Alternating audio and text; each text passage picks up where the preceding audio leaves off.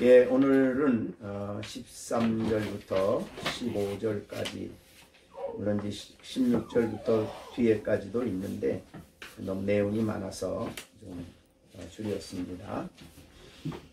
이 바울 사도가 이 서신을 쓰게 된 것은 로마에 있는 교회입니다. 그런데 바울 사도는 로마에 있는 교회를 오늘 부르면서 뭐라고 하냐면 이방인인 너희라, 이렇게 로마의 교회 성도들이 지금 이방인들임을 이야기하고 있습니다. 그래서 그 이방인이란 말을 특별히 바울이 한 이유는 무엇일까? 그것은 다음에 이야기가 있기 때문입니다. 그래서 내가 이방인인 너희에게 말한다. 내가 이방인의 사도다. 이 말을 하고 싶은 것입니다. 그럼 왜 지금 이 시점에서 이 말을 하고 싶은가? 그것은 지금 9장, 10장, 그리고 11장, 12절까지 주로 무슨 얘기를 많이 했냐면 유대인의 이야기를 많이 했습니다. 그래서 그 자신이 유대인을 얼마나 관심을 가지고 그들에게 열심을 내고 있는가, 이 문제를 9장부터 계속 말씀을 했습니다. 그러면 이방인인 교회, 이방인들이 모여있는 교회에서 유대인에 대한 이 바울의 이야기를 들을 때에 오해할 여지가 좀 있습니다. 그 오해할 여지는 뭐냐면 이분은 유대인이기 때문에 이렇게 유대인에게 관심이 많구나, 뿐만 아니라 이방인인 우리를 소홀히 여기지 않을까, 이런 생각을, 이런 오해를 할 수 있는 가능성이 있습니다. 유대인인 것 아는데 너무 유대인들에게 이렇게 유대인 중심으로 모든 이야기를 하니까 이제 그런 오해를 할 만한 여지가 있어서 바울은 그 문제를 지금 특별히 다루고 있습니다. 그래서 사실은 13절, 14절은 그 중간에 끼워 넣는 내용입니다. 그러니까 12절과 15절이 연결이 되고, 그 중간에 역시 바울은 설교자고 또 성도들이, 듣는 성도들을 생각하는 마음이 있었기 때문에 혹시 내가 하는 이 유대인 중심의 이야기를 듣고 그들이 좀 오해하지 않도록, 그래서 잘못된 생각을 함으로 오해하지 않고, 유대인들은 유대인만 생각하는구나, 이런 생각을 하지 않을까 하는 생각 때문에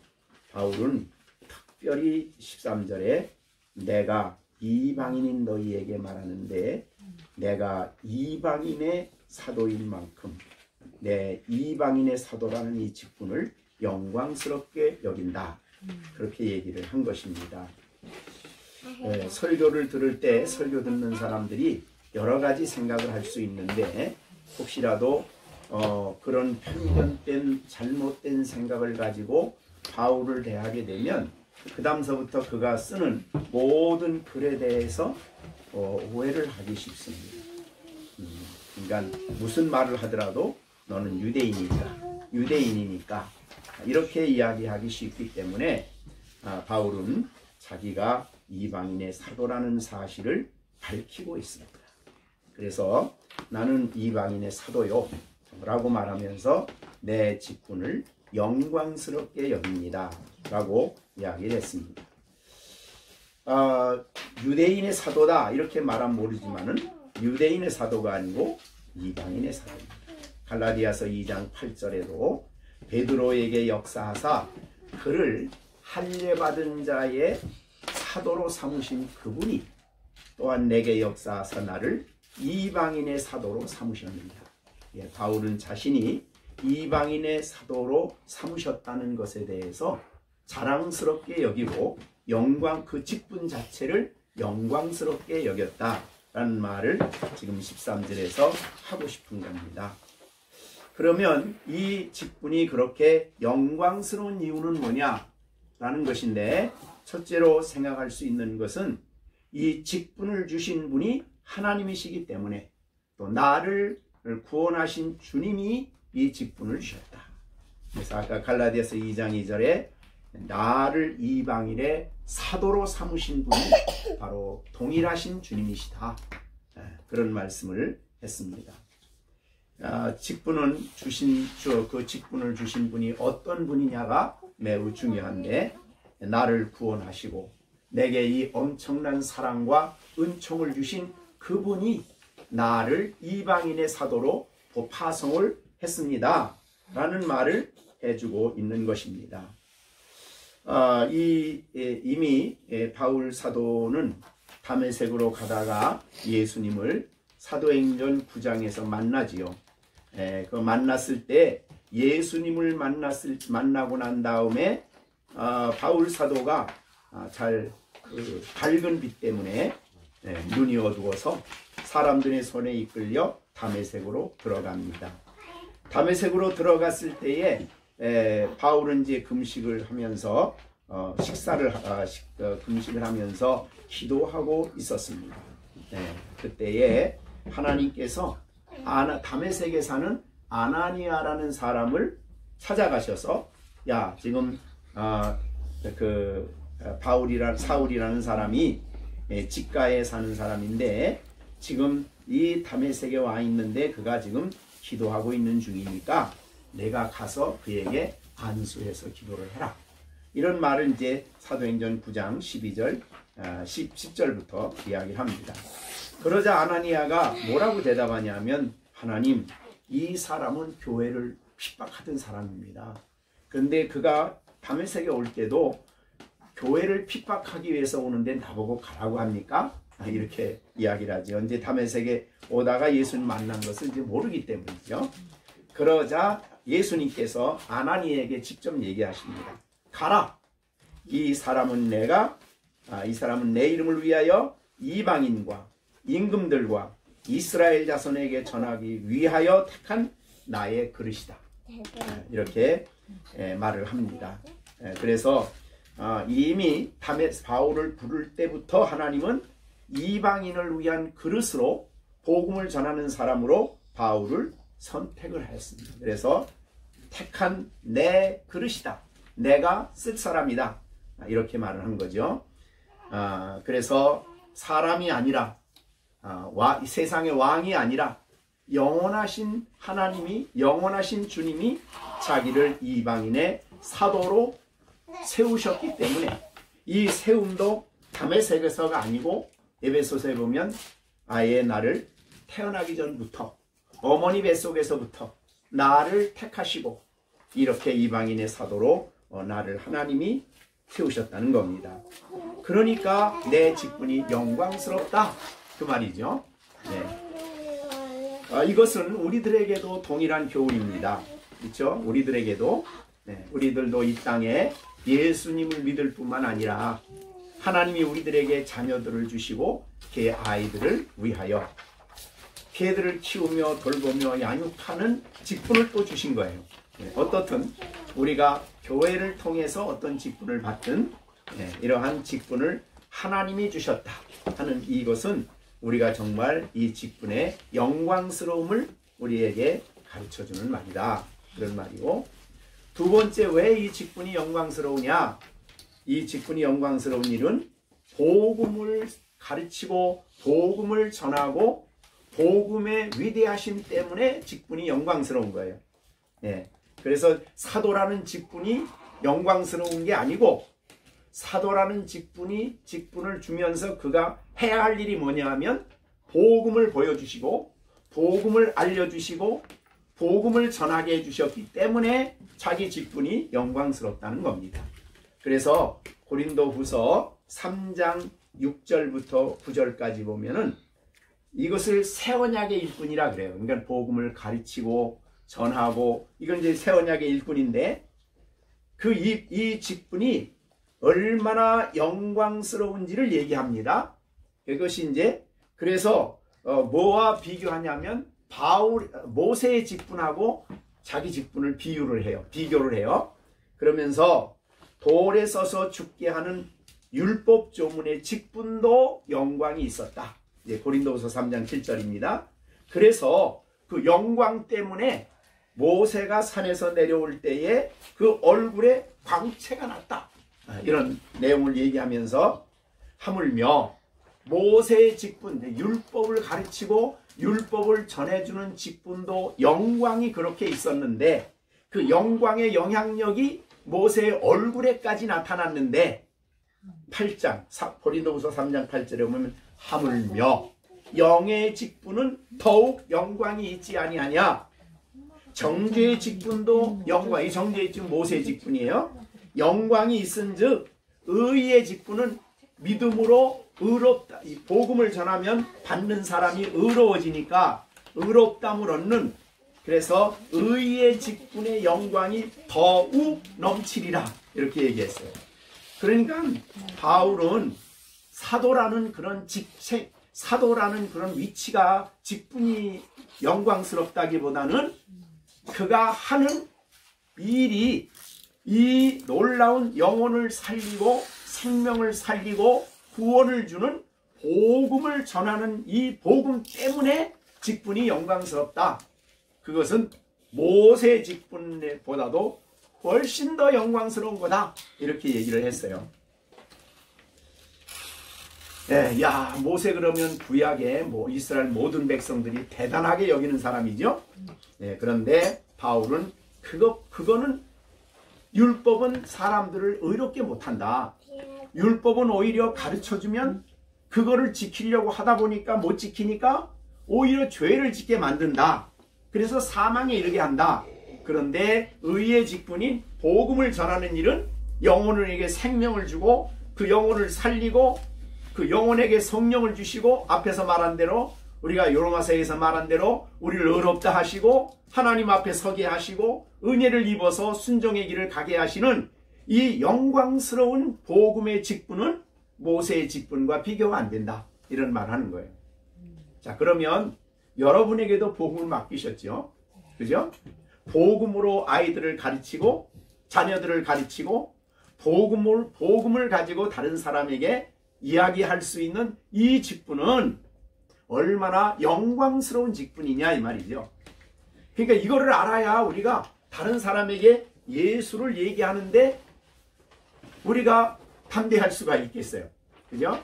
그렇지 않으면 괜히 전도하는 게 짐스럽고 또 어렵고 힘들고 그게 아니라 이 복음 때문에 직분이 영광스럽다는 겁니다. 그런 마음을 바울이 가졌던 것처럼 우리도 이 직분에 이 복음을 이야기한다는 이 직분이 가르친다는 직분이 아이들에게도 우리 자녀들에게도 복음을 이야기하고 가르친다는 직분이 너무너무 영광스러운 직분이다. 이렇게 우리가 이해를 해야 된다는 거죠. 그래서 하나님의 교회에서 말씀으로 아이들을 가르치는 것 영광스러운 직분입니다. 모세와 직분과는 비교가 안 되는 거예요. 그렇게 우리가 바울이 이해를 했듯이 우리도 이해를 해야 된다는 겁니다. 그 다음에 이 직분이 영광이 되는 것은 이 직분은 하나님의 구원 역사의 완성과 관련되어 있어요. 이게 지난번에 앞부분에서 잠깐 얘기를 하고 이제 오늘도 얘기가 나올 텐데 사실은 구속이 완성되는 날 인류의 역사는 끝나죠. 재림하십니다. 언제 예수님이 오십니까? 그럼 예수님이 야 오늘 내일이 아니고 땅끝까지 복음이 이르게 되는 날 예수님 오신다 그랬잖아요. 그러니까 안 믿는 사람들이 하나님이 택한 자들이 다 구원받는 그날 주님이 그때 오시는 거 이제 그게 인류의 역사의 종말입니다. 그런데 이 종말을 하나님이 어떻게 계획하셨냐면 유대인들에게 복음을 먼저 주시고 너희들이 가서 복음을 전해서 땅끝까지 이르러라 그랬는데 이 사람들이 우리는 선민이네 그러면서 선의식에 사로잡혀서 이방인들의 복음을 안 전하고 너희는 개고 우리는 사람이고 유대인은 이방인은 갈라놓고 안 가는 거예요. 그래서 하나님의 구원 계획은 이방인 유대인들이 이 복음을 거절했기 때문에 이제 그 복음을 이방인에게로 가게 계획을 세우셨어요.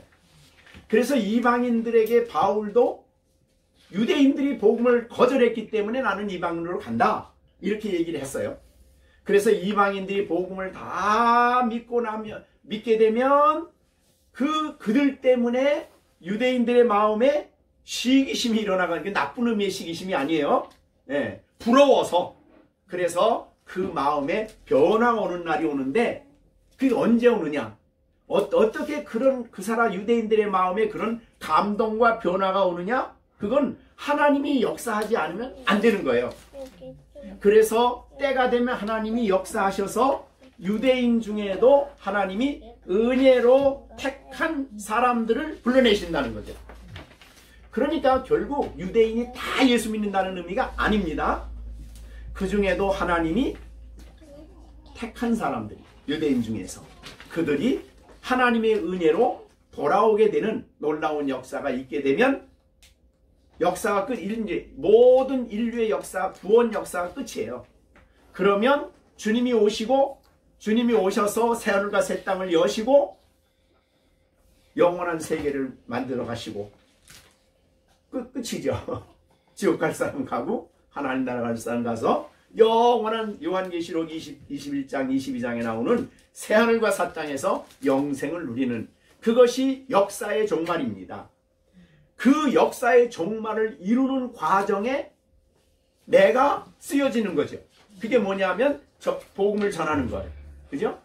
그래서 내가 그 하나님의 구원 역사에, 구원을 성취하는 역사에, 인류 역사의 종말을 향해 가는 그 길에 나를 써주시는, 나를 복음 전하는 자로 써주시고, 그걸 전할 수 있도록 내게 은혜를 주시고 복음을 주시고 성령을 주시고 역사하셔서 그 일에 쓰여지는 이 직분을 인하여 영광스럽게 생각하는 거예요. 이 직분을 영광스럽게 생각하는 거예요.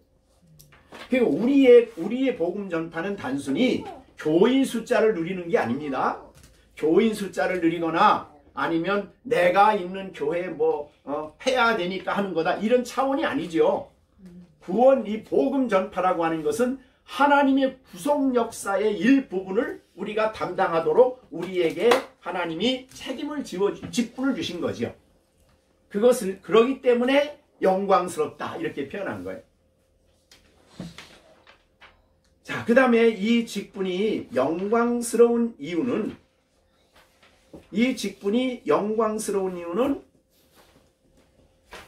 이 복음을 전함으로 말미암아 그 복음이 받는 사람들의 마음에, 또 그 복음을 받은 사람의 놀라운 변화를 일으켜서 하나님의 사람으로 영혼을 세우시는 일을 하는 거기 때문에 이 복음이 영광스럽다는 거예요. 이 직분이. 그래서 사실은 다른 분들은 열심히 도덕 훈련을 시켜도 욕심이 그를 사로잡으면 도덕 가지고 못 이겨요. 예? 늘 말하지만은 우리나라의 최고의 학부에서 대학까지 공부하고 대학원까지 공부하고 다 하고 하더라도 욕심이 그 마음의 역사를 하면 판사가 돼도 검사가 돼도 대통령이 돼도 그 욕심 앞에는 무력한 거예요. 그런데 하나님의 사람들은, 복음으로 준비된 사람들은 진리 위에 견고하게 서서 죄를 이기고 세상을 이기고 하나님의 사람으로 살아가는 사람이 된다는 거죠. 그래서 이걸 보여준 것이 골로새서 1장 25절부터 29절입니다. 그래서 그리스도 안에 완전한 자, 28절, 우리가 그를 전파하며 각 사람을 권하고 모든 지혜로 각 사람을 가르치면 각 사람을 그리스도 안에서 완전한 자로 세운다. 한 사람의 영혼을 완전한 자로 세우는 일에 참여하는 것이 이 복음을 가르치는 직분이에요. 네. 한 사람을 세우는 일이에요. 아무리 잘 입히고 아무리 좋은 옷 입히고 아무리 좋은 학교 다녀도 그게 하지 말라는 게 아니라 영혼을 견고하게 세워서 하나님 사람으로 그리스도의 형상으로 살아가도록 하는 일은 복음밖에 없다는 거예요. 그러니까 이 직분이 영광스러운 직분이라 이 말이죠. 이 세상 대학에서 교수가 되고 뭐 대학원에서 교수가 되고 그건 나쁘다는 게 아니에요. 그러나 그것이 영혼을 세울 수는 없다는 거예요. 그래서 가장 하나님이 소중히 여기는 한 사람의 생명을 견고하고 완전한 자로 그리스도 안에 세우는 이 일을 감당하는 직분이 영광스럽다 이 말이죠. 예, 그런 의미가 되는 것입니다. 뿐만 아니라 이 복음을 내가 전하면은 우리가 이제 전하면은 이 앞에서 우리 이미 얘기한 대로 12절입니다. 12절에 뭐라 그랬습니까? 그들의 넘어짐이 세상을 풍성하게 하고 그들의 실패가 이방인의 풍성함이 되거든 그들의 충만함이리요. 그러니까 우리가 전하는 복음을 듣고 다른 사람이 아주 풍성해진다는 거지. 충만해진다는 거예요. 이거는 돈으로 줄 수 있는 일이 아니라는 거죠. 그 안에서 기쁨이 충만해. 이제 복음을 들었으니까 기쁨이 충만하고 또 평안이 넘치고 감사가 가득하고, 예, 그렇게 하나님의 그 복음이 주시는 그 혜택이 너무너무 풍성하고 충만할 뿐만 아니라 다른 사람들의 영혼을 살리는 이 귀한 일에 참여하기 때문에 영광스러운 직분입니다. 자, 그래서 여러분, 우리에게 복음을 하나님과 화목케 하는 복음을 주시고 그 복음을 다른 사람에게 전하도록 우리에게 복음을 부탁하는 직분을 우리에게 다 주신 거죠. 복음을 받은 사람들은 이 직분을 다 받은 거예요. 예. 그렇기 때문에 우리는 이 직분을 무거운 짐으로 생각하지 말고 영광스러운 직분으로 생각하고 내게 기회가 주어질 때에 그 복음을 가르치고 전하고 그 복음 안에 다른 사람을 세우는 이 일을 우리가 기쁨으로 해야 된다는 거죠. 이것이 바울이 말하는 여기에 13절에 있는 말씀입니다. 이방인 너에게 말하노니 내가 내 직분을 이방인의 사도인 만큼 내 직분을 영광스럽게 여긴다. 자, 우리가 세상의 직분은 이거 하면 돈 얼마나 받을까? 월급 얼마나 받을까? 이게 이제 중심 아니에요. 그죠? 예. 그래서 힘든 거야, 사실은. 신앙인들은 직분, 세상에서 그 직업의식도 이거 하면 월급 얼마나 타느냐 이게 아니라 하나님이 직분을 주셨다고 생각하고 하라. 이게 이제 기독교인의 직업 원리 아니에요. 그죠? 예, 직업 윤리인데 하물며 이 복음을 가지고 가르치고 복음을 내 입으로 전해서 다른 사람을 세우거나 영혼을 구원하는 일에 내가 사명을 감당한다면 그 직분은 이 세상의 어떤 것과 비교할 수 없는 영광스러운 직분입니다. 이렇게 말씀하고 있는 것이죠.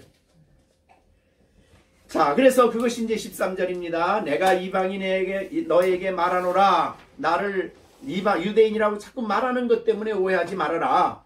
내가 이방인 사도된 것을 인하여 나는 영광스럽게 생각한다. 예.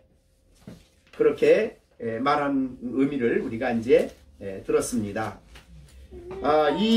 이 말씀을 우리가 듣고 정말 우리의 삶 속에서도 참 이 마음속에 깊이 생각을 해야 되는 부분은 좀 적용인 부분인데 교훈 부분인데요. 여기에 이제 14절에 이런 말이 있습니다.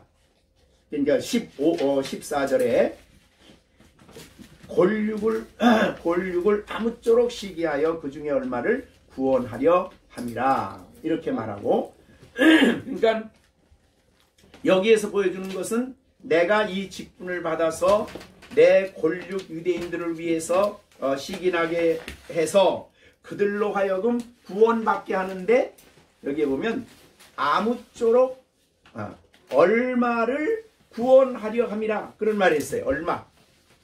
그러니까 내가 복음을 전하면 유대인 전부가 돌아온다가 아닙니다. 얼마예요? 얼마. 소수의 사람들이 돌아오게 되는 거예요. 근데 그 돌아오는 사람들은 어떤 사람들이에요? 아까 말한 대로 이 11장 15절에 말한 대로 은혜로 택하심을 받은 사람들, 그 남은 자들이 돌아오는 거예요. 예. 자, 우리가 아무나 돌아오는 게 아니죠. 그래서 우리 사도행전 13장도 우리가 보시면 13장에 이 46절에 그런 말이 있어요. 여기서부터 이제 이방인에게로 유대인이 바울이 가게 되는데 13장 46절입니다. 바울과 바나바가 담대하여 말하여 이르되 하나님의 말씀을 마땅히 먼저 너희에게 전하는 것이로되 너희가 그것을 버리고 영생 얻기에 합당하지 않은 자로 자처하기로 우리가 이제 이방인에게로 향한다. 그 이제 돌아갔어요. 이방인에게. 주께서 이와 같이 말씀하시되 내가 너희를 이방의 빛으로 삼아 너를 땅끝까지 구원하게 하리라. 이게 이방인에게로 복음이 넘어간 거예요. 자, 그 다음에 48절 이방인들이 듣고 그 다음에 기뻐하여 하나님 말씀을 찬송하며 영생을 주시기로 작정된 자는 다 믿더라. 그러니까 다 믿는 게 아니에요. 누가 믿느냐면 영생을 주시기로 작정된 사람들이. 유대인도 하나님이 유대인도 다 버린 게 아닙니다. 하나님도 지금 유대인이라고 해서 유대인 아무도 예수 못 믿게 하고 그렇게 버린 게 아니에요. 유대인 중에도 하나님이 택한 남은 자가 있다면 그 사람을 하나님이 은혜를 주시고 성령을 주셔서 복음을 듣는 말씀을 받아들이게 해서 돌아오게 하신다는 거죠.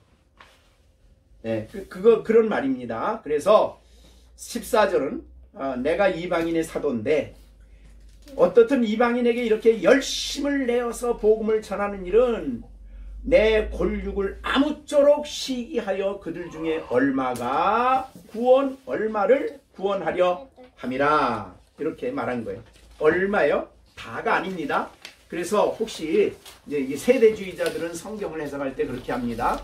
여기에 유대인이 돌아오는 것은 유대인 전부가 회개한다. 이렇게 그런 세대가 온다는 거예요. 그런 때가 온다는 건데 성경은 그렇게 얘기하지 않습니다.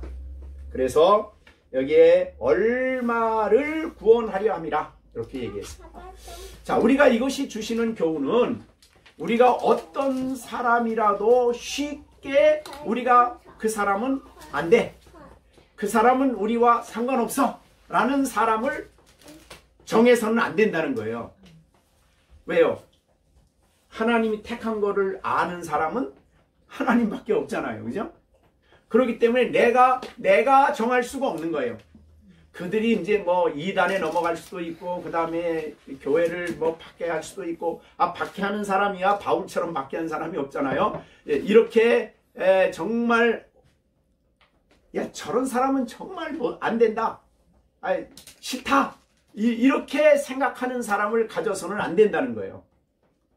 하나님이 택한 사람은 하나님만 알기 때문에 우리는 어떤 사람에게든지 우리가 정해놓지 말고 우리가 가지고 있는 복음을 그들에게 전하고 이야기하고 말할 수 있는, 그리고 그가 기회 있는 대로 돌아오도록 모든 사람을 위하여 기도하고 또 간구하는 일을 우리가 해야 된다 이 말이지. 이건 우리의 몫이라 이 말이에요. 얼마를 구원하려 함이라 그럴 때 바울은 얼마를 알고 하는 얘기가 아니에요. 그거는 하나님이 택한 자를 때가 되면 부르시는 거예요.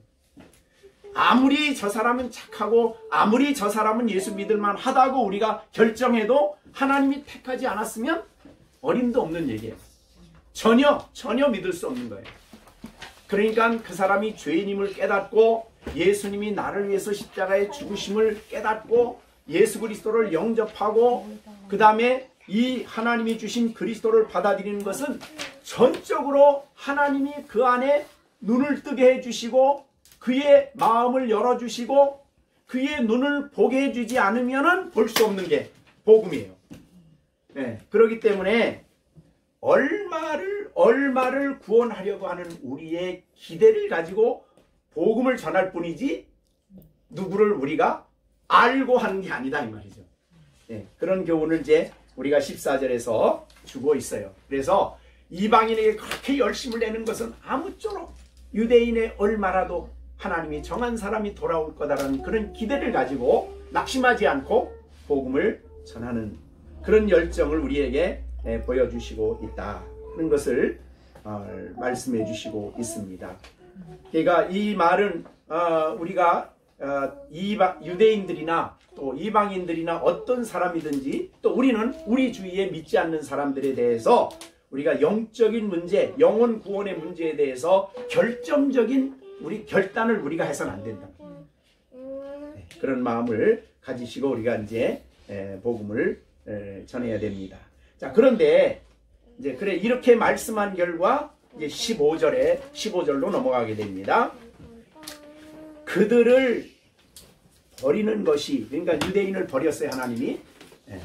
유대인이 버림받는 것이 이방, 세상은 이제 이방인데 이방 사람들이 하나님과 화목하게 되었어요. 이건 앞에서도 말한 거예요. 앞에서도 여기 어디서 얘기했냐면 12절 끝에도 그들의 실패가 이방인의 풍성함이 되었다. 그러니까 이방인들에게 복음이 넘어갔고 이방인들에게 구원의 은총이 넘어갔어요. 자, 그것이 이제 15절입니다. 세상이 예수님과 그리스도의 피로 화목하셨어요. 십자가의 보배로운 피로 화목이 되었거든. 그 받아들이는 것이, 그러니까 그 유대인이 복음을 받아들이는 거예요. 여기서는 자, 다시 한번 15절 봅니다. 그들을 버리는 것이, 즉 유대인들을 버리는 버림으로 말미암아 세상에 화목이 되었거든. 이것도 놀라운 일이죠, 사실은. 놀라운 일인데 화목이 되었거든. 그 다음에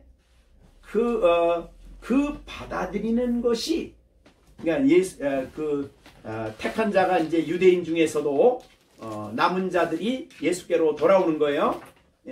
소수의 유대인들이 주께로 돌아와요. 예수 믿고. 그럼 지금도 그런 사람이 있을까요, 없을까요? 우리는 모르지만 있어요. 그러니까 유대 나라는 전체적으로 기독교를 거절하지만 그들 가운데 하나님이 택한 사람들은 돌아오고 있어요, 지금도. 그 말이에요.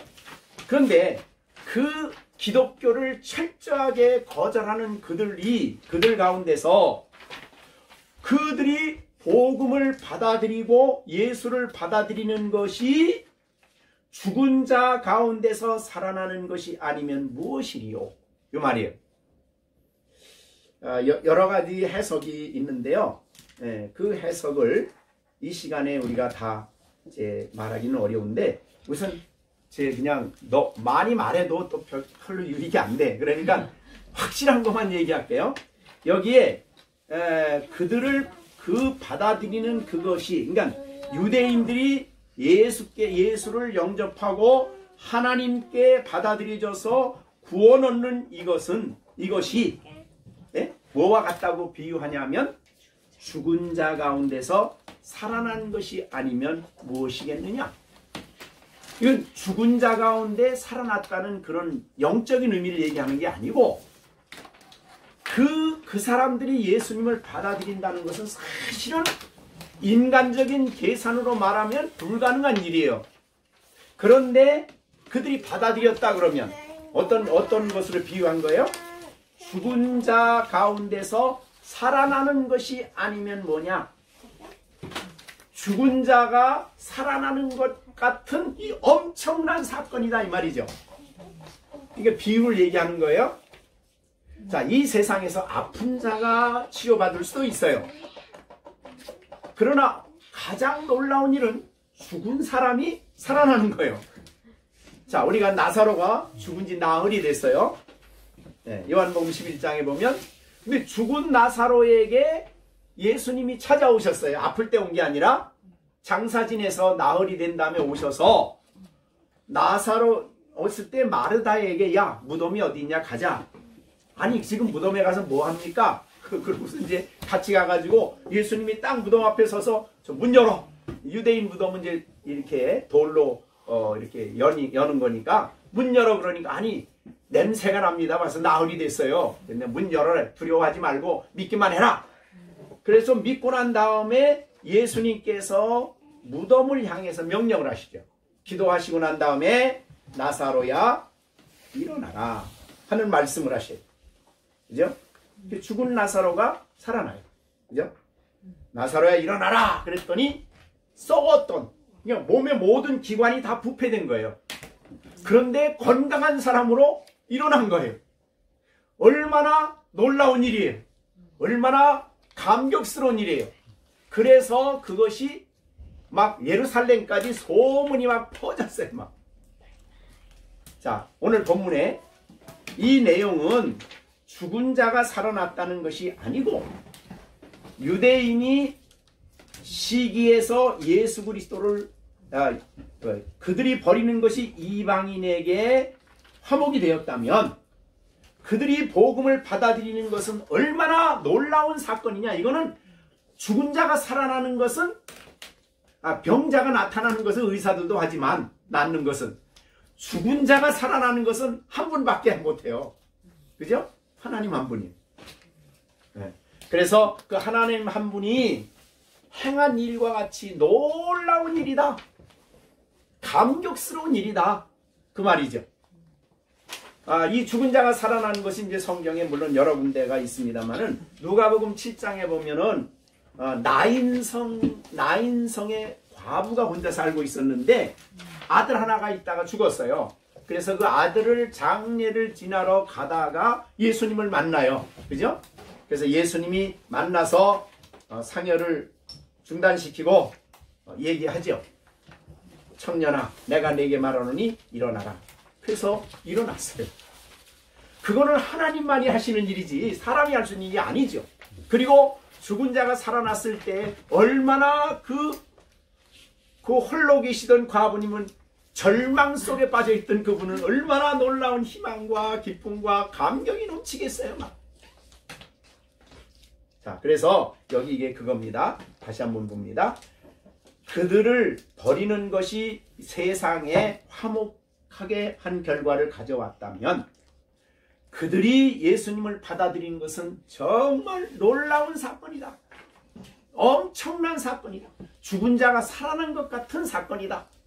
너무 영광스럽고 감동되는 거다. 이런 말이죠. 바울은 그렇게 생각하기 때문에 이거는 특별히 하나님만 하실 수 있다는 이런 생각 때문에 바울은 이방인의 사도로서 열심히 사역을 감당하고 있다. 이런 말이에요. 자, 그렇게 돼서 우리는 여기에서 배우는 교훈은 한 영혼이 죽게 돌아오는 것을 보는 것은 정말 우리에게 감동이 된다는 거예요. 네? 유대인들이 이렇게 많이 회개하고 그들이 정말 그 완악한 사람들이 돌아오는 그런 모습을 보고 감격하고 기뻐하고 흥분했던 것처럼 오늘날 우리는 안 믿는 영혼들이 죽게 돌아오는 일에 대해서 너무 우리가 무관심한 태도로 있어서는 안 된다 이 말이죠. 우리도 내년에 계획을 세울 게 여러 가지가 있지만 기회 있는 대로 하나님이 기회를 주시면 우리 입을 열어야 되죠. 하나님이 내가 구원 얻게 한다면 내가 하는 일이지만 안 돼요. 그거는 우리는 하나님이 살리는 일을 하시기 때문에 그 영혼을 구원하는 일을 하시기 때문에 우리는 기회 있는 대로 해야 된다는 거죠. 그래서 이 한 영혼이 돌아오는 기쁨을 우리가 가져야 된다. 자, 우리가 영혼이 죽게 돌아오는 것을 생각하지 않고 무관심하게 살아가는 우리가 돼서는 안 됩니다. 자, 보세요. 여기에 우리 누가복음 15장에 세 개 비유가 나오죠.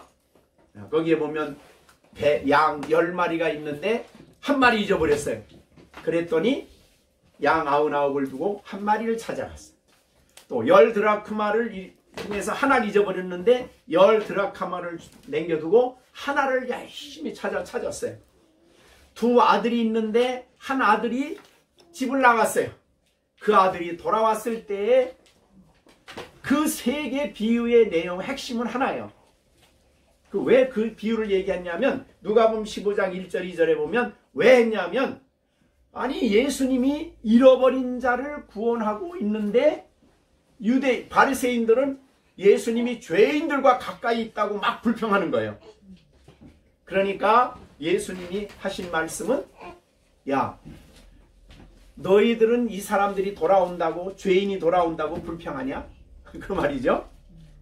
그러면서 예수님은 이 한 잃어버린 영혼을 찾는 일이 얼마나 하나님께 기쁨이 되고 하늘의 기쁨이 되느냐를 설명한 것이 누가복음 15장. 그죠? 그래서 1절에 보면 그랬습니다. 모든 세리와 죄인들이 말씀을 들으려고 가까이 올 때에 자기를 의롭다고 하는 바리새인과 서기관들이 수군거리며, 아니 이 사람은 왜 죄인들하고 가까이 하냐? 에? 그들하고 음식을 먹냐? 그럼 더러워지는 거지. 이렇게 얘기를 하는 거예요. 그랬더니 예수님이 비유 3가지를 얘기한 거예요. 자, 모든 비유가 다 똑같아. 답은 마땅히 기뻐할 것을 기뻐하지 않는 바리새인들에 대한 책망이에요. 그러면서 예수님에게는 한 영혼을 찾는 기쁨이 넘친다. 에? 이런 드라크마는 잃어버린 하나님의 형상을 회복시키는 것을 보는 기쁨이에요. 그 다음에 두 아들은 잃어버린 아들이 아버지께 돌아온 것을 보고, 첫째 아들은 뭐 했어요? 집에서 열심히 일하다가 돌아와 보니까, 아니 재산 다 탕진하고 돌아온 아들 때문에 아버지가 막 잔치를 하고 기뻐하는 거예요. 그랬더니 불평이 시작이 됐어요. 에? 뭘 잘했다고 재산 다 팔아먹은 놈 돌아오는데 뭐가 기쁘냐고 이렇게 얘기를 하죠. 그때 아버지가, 그 첫째 아들의 잘못은 뭡니까? 아버지의 마음을 조금치도 생각 안 한 거예요. 잃어버린 영혼 때문에, 아들 때문에 슬퍼하는, 걱정하는 아버지의 마음을 생각 안 한 거예요. 그리고 돈 잃어버린 것만 생각하는 거예요. 이게 우리가 이럴 수가 있다는 거죠. 우리들이 삶에. 그러니까 우리에게 중요한 것은 잃어버린 영혼에 대한 관심과 돌아오는 것을 기뻐하는 그런 마음이 우리 마음에 가지고, 또 하나님이 영혼들을 구원했다는 것을 인하여 정말 놀랍게 생각하고 기뻐하고 감격하는 마음을 가져야 된다. 이런 것이 오늘 여기에 15절의 말씀이 되겠습니다. 자, 사실은 우리들 잘 믿는 거 중요해요. 근데 우리들만 믿으면, 우리만 생각하면 안 되는 거예요. 잃어버린 자를 생각하셔야 되고, 그래서 우리가 선교사는 아니지만 왜 선교사들을 위해서 기도합니까? 잃어버린 자를 찾고 있기 때문이에요. 그 사람들이 우리를 대신해서 나가는 거죠. 자, 우리를 대신해서 그들이 전도해줘요. 자, 그래서 우리는 뒤에서 기도하고, 어떻든 문제는 우리가 가든 선교지에 가든 아니면 우리 주위의 사람들에게 전도를 못하든 하든, 우리가 전도라는 이 복음 전하는 이 사람들을 위해서 기도하고 그들에 대해서 관심을 갖고 영혼이 돌아오는 것을 바라는 그런 마음을 우리가 잊어버리면 안 된다는 거죠. 자, 우리 주위에도 여러분이 그런 시각을 가지고 우리 주위 사람들을 볼 수 있어야 된다 그 말이죠. 너희들은 그렇게 살다 갈 거니까 너희들은 잘 가. 그런 마음 가지면 안 된다는 거예요. 네? 너는 그렇게 살다 그렇게 죽을 거야. 너는 못되게 살았으니까 그렇게 못되게 사니까 그냥 못되게 살다 가. 이렇게 가면 안 된다는 거예요. 네. 아무쪼록 한 사람이라도 주께 돌아오기를 기대하는 그런 마음을 우리가 가져야 된다. 자, 마지막으로 고린도 전서 9장을 한번 보고 정리를 하겠습니다. 자, 9장 19절에 보면 19절과 23절인데요. 거기에 이런 말이 있습니다. 9장 19절. 내가 모든 사람에게 자유해요. 그러나 모든 사람의 뭐가 됐어요? 종이 됐어요. 왜? 종이 돼야 더 많은 사람들을 얻으려고. 자, 그 다음에 유대인에게는 내가 유대인같이 된 것은 유대인을 얻고자 함이에요. 유대인같이 했어요. 그래서 사실은 할례를, 예수 믿는 사람은 할례를 받을 필요 없지만은 디모데는 할례를 행했어요. 왜냐하면 유대인에게 복음 전하려고. 그러니까 얼마나 엄청난 말입니까? 그 다음에 율법 아래 있는 자들에게는 내가 율법 아래 있지 아니하나. 우리는 율법의 정죄에서 자유했어요. 그런데도 불구하고 율법 아래 있는 자같이 안식일이 되면은 안식일에 갔어. 사실 안 가도 돼, 바울은. 근데 갔어. 왜? 율법 아래 있는 자들을 얻고자 합니다. 그 다음에 율법 없는 자에게는 내가 율법 없는 자가 아니요 도리어 율법 아래 있는 자예요. 이거 굉장히 중요하죠. 정죄, 그 율법을 지켜서 의롭게 하는 율법 아래 있는 자는 아니에요. 그러나 우리가 율법을 의롭다 먹고 나면 사실은 율법 아래 있어요, 없어요? 율법 아래 있죠. 왜? 순종해야 되니까. 그런 말이에요. 그래서 율법 없는 자에게는 내가 율법 없는 자가 아니요 도리어 율법 아래 있는 자이나 율법 없는 자같이 된 것은 율법 없는 자를 얻고자 합니다. 어떻든 간에 한 영혼을 얻기 위해서 너무나 많은 일을 양보를 한 거예요. 그 다음에 22절 약한 자들에게 내가 약한 자같이 된 것은 약한 자들을 얻고자 함이고 내가 여러 사람에게 여러 모습이 된 것은 아무쪼록 다가 아니고 여기에 몇 사람을 구원하고자 합니다. 다가 아니에요. 우리는 다 할 수 없어요.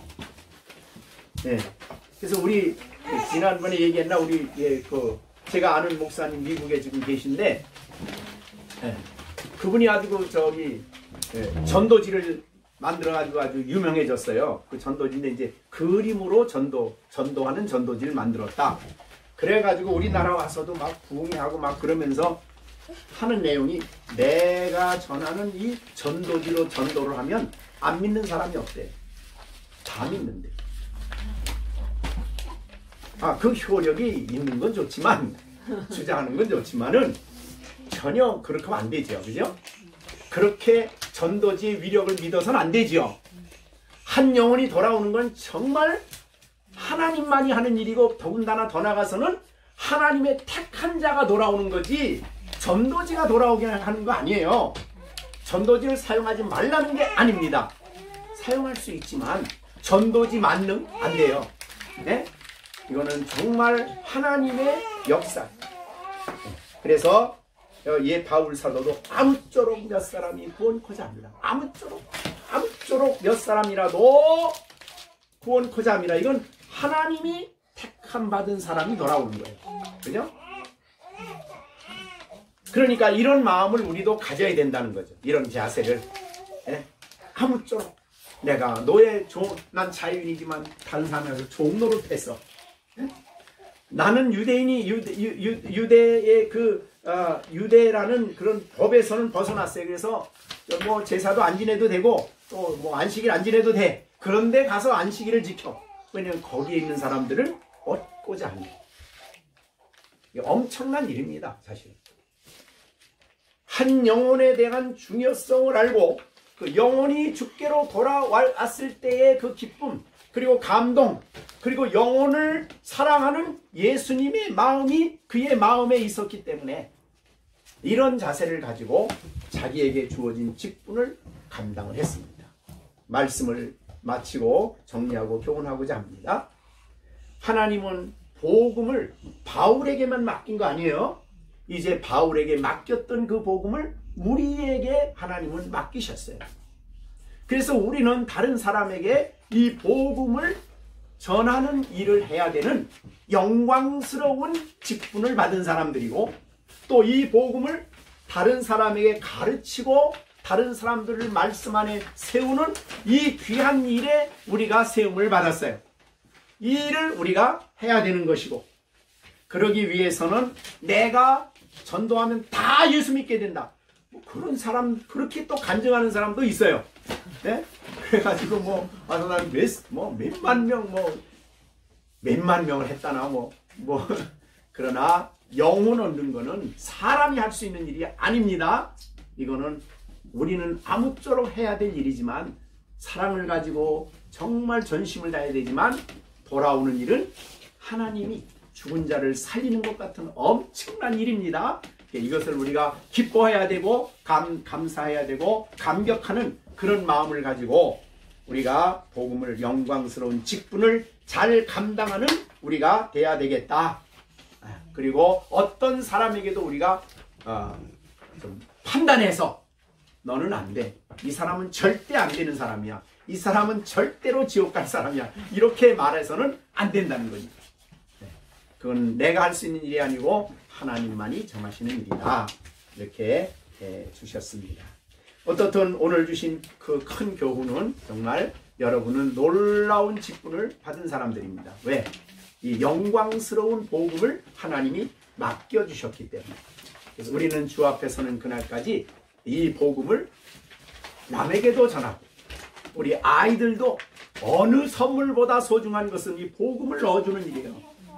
이 복음이 아이들의 심령에 심어지고 복음 위에 세우는 일을 우리가 해야 되는 거예요. 그래서 정말 부모들이 아이들을 가르칠 수 있고 설교할 수 있다는 것은 엄청난 축복입니다. 그 일을 우리가 잘해서 아이들이 복음 위에 세워져서 그래야 이 세상을 이기고 이 세상에 믿음을 가진 자 외에는 세상을 이길 자가 없는 겁니다. 아무리 이 세상에 직분을 갖고 국회의원이 돼도 욕심과 탐욕 앞에서는 철저하게 무능해질 수밖에 없으니까 이런 마음을 가지고 신앙생활하는 또 우리가 사명을 감당하는 우리 모두가 되어지기를 간절히 바랍니다.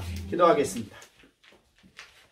자, 우리 주신 말씀 생각하시면서 우리에게 영광스러운 직분을 주신 하나님께 감사하고 두 번째는 이것을 내가 아이들에게 잘 가르치는 교회만 출석하면 된다고 생각하면 안 됩니다. 아이들에게 복음을 가르치고 진리 위에 세워주는 부모가 되어야 됩니다. 오늘 한국교회의 교회 오래된 중직자들 그리고 목회자들의 자녀들이 세속에서 벗어나지 못하고 세상을 따라가고 잘못된 일로 가는 이유가 너무 많습니다. 왜 그렇습니까? 복음을 안 가르쳤습니다. 복음 위에 아이들을 견고하게 세워야 됩니다. 그리스도 안에 이들을 세워 예수님을 기뻐하고 예수님을 섬기는 아이들로 세우는 우리 부모들이 되어야 되겠습니다.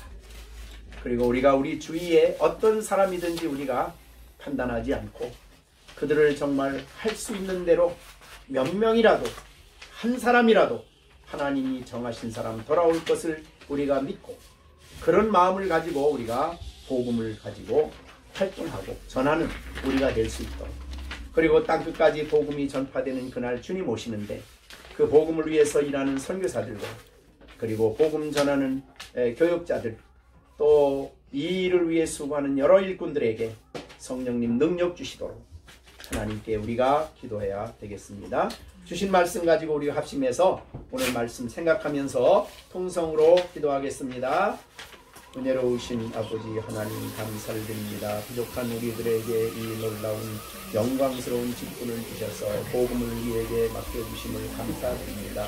우리가 복음 때문에 하나님과 화목하게 하시고 복음 안에서 죄의 용서를 받게 하시고 복음 안에서 의롭다 하신 하나님 자녀되게 하신 하나님 이 영광스러운 복음을 이제 내가 누리는 복음을 다른 사람들에게 전하는 위탁을 받았으니 이 일을 잘 감당할 수 있도록 하나님 기회 주시고 은총을 허락해 주시옵소서.